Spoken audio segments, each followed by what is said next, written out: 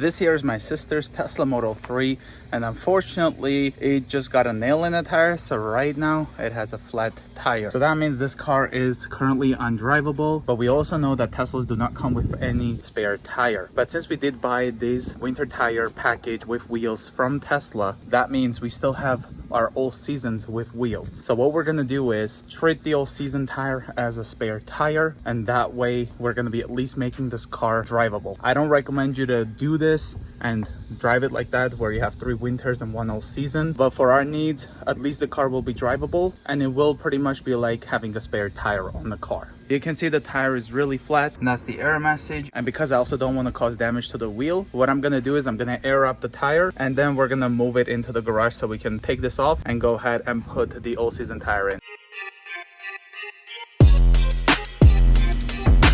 This is definitely an important step in order to move the car from the driveway into the garage over there. So that way we're not gonna cause any damage to the wheel. You can see now we're at 42 PSI. Now we're also gonna hold the park, so that will enable the parking brake. Here's the all season tire in the wheel. Close the garage and wait for the garage to get warmer. And that's what the tire looks like, still has air. Gonna put some wheel chocks. These are the tools I'll be using to complete this job. So I've got my torque wrench, pair of gloves, the wheel lock key, as well as a 21mm socket. I got this adapter to put it on my drill, so it'll be way quicker to remove the lug nut, so I don't have to spin it with this. I do have this safe jack stand. It's great for Tesla because you have this thing right here where you put it up. It's like a jack stand that goes in that specific hole.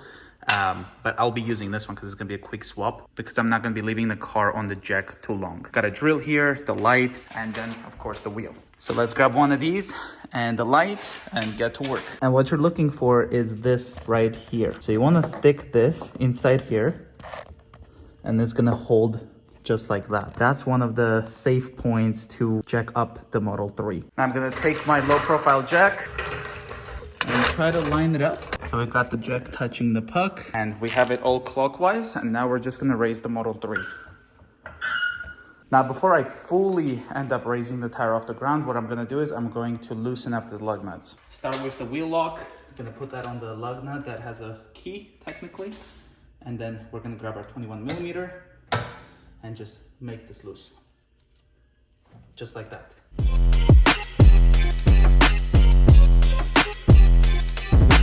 And this much distance is enough to get this swapped. Now I'm gonna put this adapter in, and then we're gonna put the 21mm in, and I can quickly loosen these lug nuts.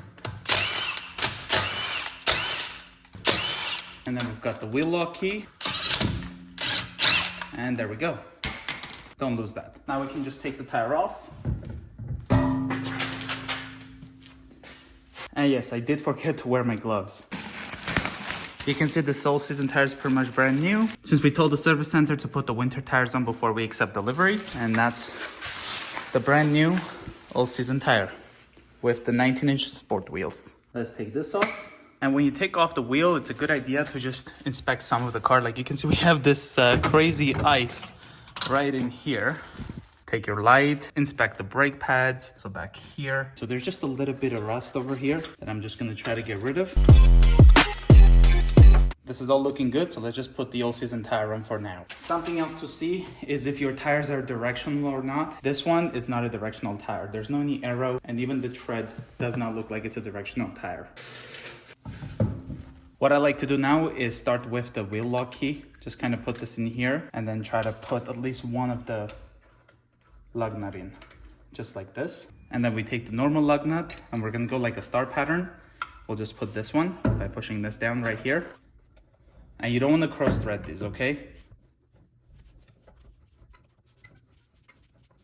So you can see it just sat in spot.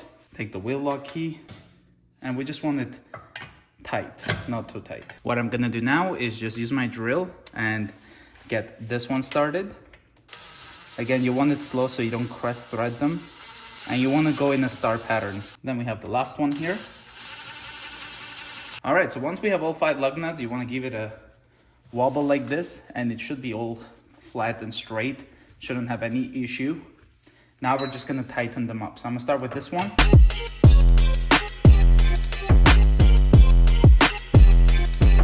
let's go ahead and lower the jack.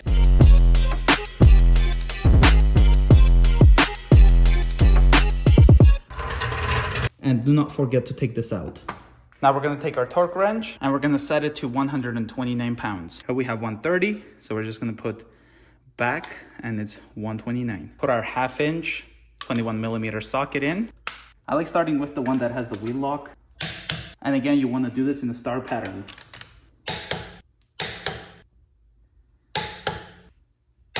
Then now we're just gonna do it one more time to make sure. Now we're just gonna make sure the tire pressure is at 42 PSI, and it actually is. Put the lug nut and center cap cover on.